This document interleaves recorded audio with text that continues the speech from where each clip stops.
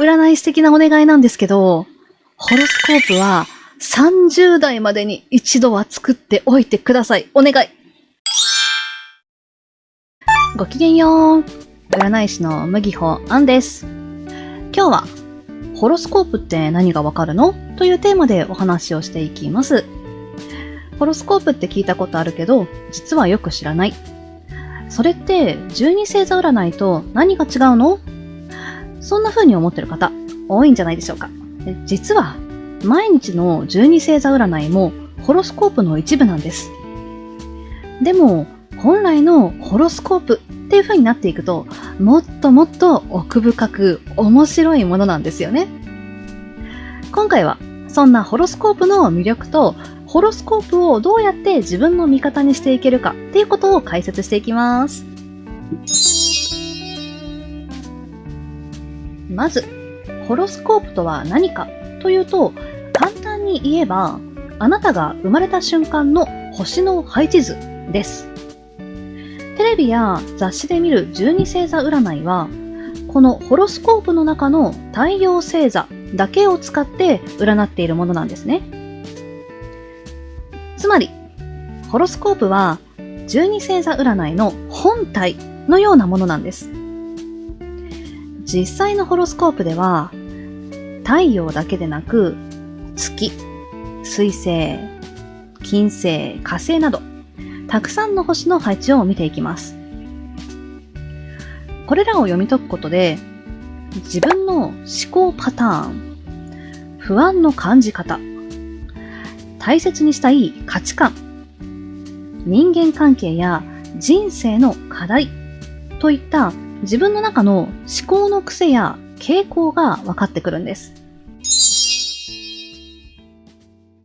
じゃあ、MBTI みたいな性格分析と星占いは何が違うのって聞かれることもあります。確かに MBTI とか他の性格分析っていうのもめちゃくちゃ素晴らしいツールだと思います。でも、ホロスコープは変わらない自分の設計図を知るためのもの。だから、その時の気分や状況に左右されにくいし、結果がぶれない。自分でも気づかなかった真相や先入観になりやすいものが見えてきます。だからこそ、ホロスコープを元にすると、もともと自分に合った働き方や人間関係のどんな部分で悩みやすいのかみたいなことも整理しやすくなるんです。もちろん恋愛の傾向などもホロスコープがあれば理解しやすくなります。もしかしたらホロスコープっていう話を聞いてて運命を決められる感じがしてちょっと怖い、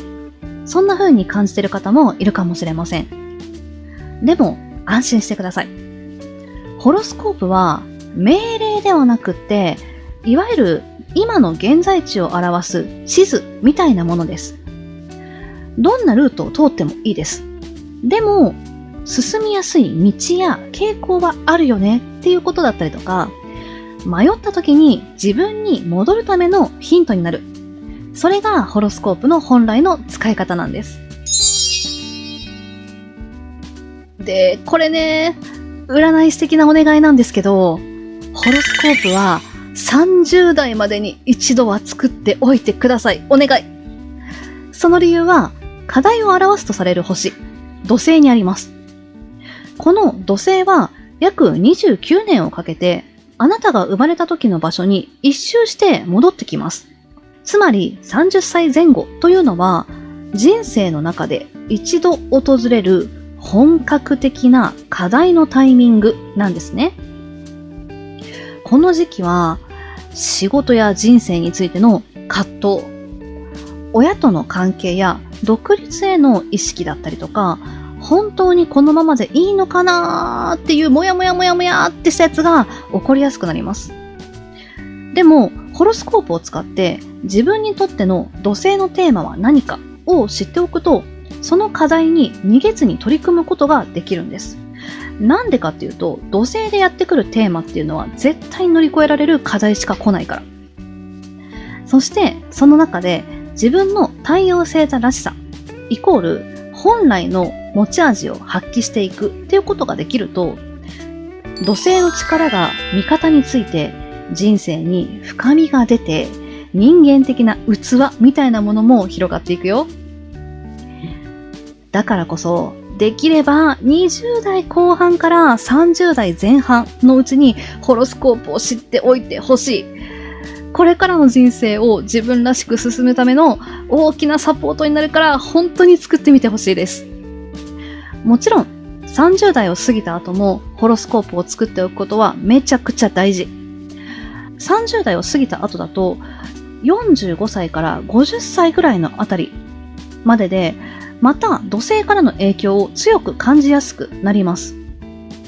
これね、実は30歳になる前にもね、一度土星の影響強くなってるタイミングがあって、それが15歳って言われてます。だいたいね、高校受験とかそういうので悩みやすい時期ですね。なんか人生うまくいかないって感じてる人は、ホロスコープの作成めちゃくちゃおすすめなので、ぜひ一度考えてみてください。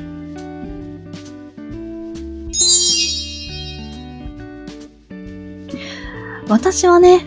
ホロスコープを全人類が一冊持っていたらめちゃくちゃ生きやすくなるっていう風に思っていて、実際にホロスコープをね、作って見て読んで安心したっていう声とか、これまで感じてたモヤモヤが整理できたっていう風なお声をいただく方、めちゃくちゃ見てきました。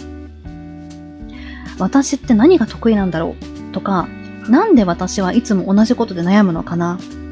そう思った時に、ホロスコープは根本的な原因、根本的な考え方の癖だったりとか、こういうものを見直すためのあなたのめちゃくちゃ強い味方になってくれるんだよね。だから、もしこの動画を見て気になったよっていう風に思う方はね、ぜひ概要欄からチェックしてみてくださいね。このチャンネルでは毎日をちょっといい日にするための動画や配信活動をめちゃくちゃ頑張って行っています。チャンネル登録者数1万人を目指して活動を続けているので、チャンネル登録や高評価もぜひよろしくお願いします。